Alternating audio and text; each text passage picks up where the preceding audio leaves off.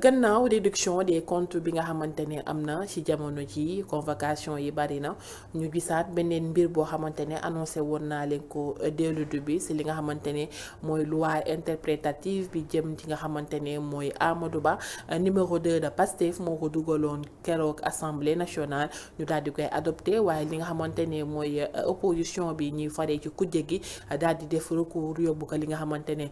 mooy conseil constitutionnel waaye gannaaw loolu conseil constitutionnel da koo daal rejeté projet boobu nag mu indi ay polémique mu bari ñëpp nga xamante ne tey muy parti au pouvoir ñi nga xamante ne ñoo nekk ci kujje gi ku nekk di jubilé ci mbir moomu am ñu si daal di àttu ne ñiy jubilé waru ñoo jubilé ñi nga xamante ne mooy mbir mi waaye ki nga xamante ne moo dugal loi boobu muy loi interprétative bi nga ko invité fële ca RTS li nga xamante ne mooy leeral yim ci indi gannaaw bi ñu rejeté ak li nga xamante ne moo nekk ci lim tàbb bind ko ba daal di ko yóbbu assemblée ñu daal di dem seetaan vidéo bi da daal di ñëwaat ci actu du jour bi. Après le rejet de la loi 08/2025 votée le 2 avril dernier à l'Assemblée nationale à votre initiative, rejetée finalement donc par le Conseil constitutionnel. Il faut pas aller vite en besogne en parlant de rejet de la loi. Je pense que il y a une disposition qui a été déclarée contraire à la Constitution. Et il est nécessaire, je pense, et merci de me donner l'occasion d'édifier un peu le peuple sénégalais et l'ensemble de nos concitoyens sur la portée réelle de cette loi. Vous savez, Pastef, dès le départ, avait dit que la seule limite à l'amnistie qu'on lui proposait alors était l'impunité par rapport aux crimes de sang. Je pense que ça a été la doctrine de Pastef. Maintenant, on était en face de deux murs, que dis-je, de deux murailles, quasiment,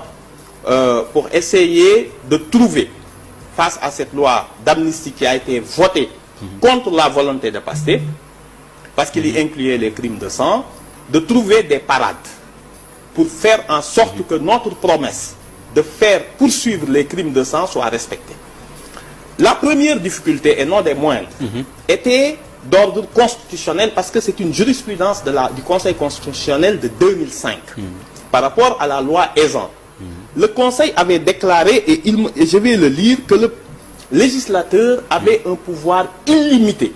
pour déterminer quelle catégorie d'infractions pouvait être couverte par une loi d'amnistie. Que absolument rien,